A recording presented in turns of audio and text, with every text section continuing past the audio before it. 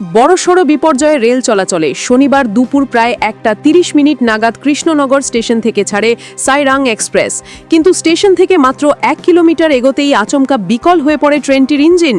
Rail সূত্রে জানা গিয়েছে, কৃষ্ণনগর ডন বস্কো এলাকার কাছে ট্রেনটি দাঁড়িয়ে পড়ে এবং প্রায় 2.5 ঘন্টা সেখানেই আটকে থাকে। এর জেরে কার্যত স্তব্ধ হয়ে যায় আপ লাইনের রেল চলাচল। একাধিক আপ ট্রেন বিভিন্ন স্টেশনে দাঁড়িয়ে পড়ে, ফলে যাত্রীদের চরম ভোগান্তির মুখে পড়তে হয়। দীর্ঘ সময় ট্রেনের ভিতরে আটকে পড়ে ক্ষোভ উগরে দেন যাত্রীরা। প্রচণ্ড গরম ও অস্বস্তিকর পরিবেশে বিশেষ করে শিশু ও বয়স্ক যাত্রীদের দুর্ভোগ চরমে ওঠে। অনেকেই অভিযোগ করেন, দীর্ঘ সময় ধরে ট্রেন দাঁড়িয়ে থাকলেও স্পষ্ট কোনো ঘোষণা বা বিকল্প ব্যবস্থার কথা জানানো হয়নি। রেল দফতর সূত্রে খবর, বিকল ইঞ্জিনের পরিবর্তে অন্য একটি ইঞ্জিন আনার প্রক্রিয়া শুরু করা হয়। তবে বিকল্প ইঞ্জিন ঘটনাস্থলে পৌঁছতে দেরি হওয়ায় পরিস্থিতি স্বাভাবিক করতে বেশ সময় লাগে। পরে ইঞ্জিন বদল করে ট্রেনটিকে গন্তব্যের উদ্দেশ্যে রওনা করানো হয়।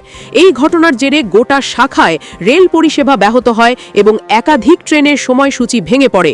আকস্মিক এই প্রযুক্তিগত ত্রুটিকে ঘিরে যাত্রীদের চরম অসন্তোষ ছড়িয়ে পড়েছে। রেল কর্তৃপক্ষ ঘটনার তদন্ত শুরু করেছে বলে জানা গেছে। নদিয়ার কৃষ্ণনগর থেকে অর্ণব মজুমদারের রিপোর্ট, স্টিং নিউজ। এখানে ঘটেছিল, কলকাতা থেকে ট্রেনটা আসছিল। কোন ট্রেন এটা? কলকাতা সাইরং ট্রেনটা এসে কৃষ্ণনগর স্টেশনে দাঁড়িয়েছিল।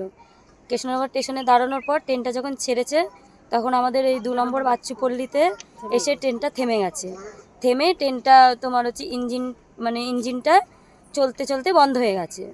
তখন ট্রেনের লোকটা বারবার ফোন করে বলছে যে ট্রেনের ইঞ্জিনটা নিশ্চয়ই খারাপ হয়ে গেছে, ট্রেনটা ওই জন্য যাচ্ছে না। তারপরে ট্রেনের কত লোক, অনেকের তাড়া আছে বা অনেকের তোমার অসুবিধার জন্য অনেকে নেমেও গেছে, অনেকে চলেও গেছে।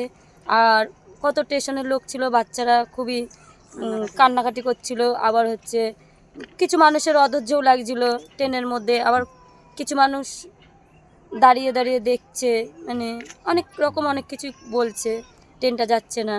কতক্ষণ দাঁড়িয়ে ছিল এখানে? পাকা 3 ঘন্টা দাঁড়িয়ে ছিল ট্রেনটা। তারপরে কিভাবে গেল? তারপরে ট্রেনটার ইঞ্জিনটা ফোন করেছিল, ফোন করার পর ইঞ্জিনটা এসে তারপরে নিয়ে গেছে। মানে আরেকটা ইঞ্জিন এসে? হ্যাঁ, আরেকটা ইঞ্জিন এসে ডবল ইঞ্জিন করে তারপর নিয়ে গেছে। আপনার নাম কি? আমার নাম চম্পা দফাদার।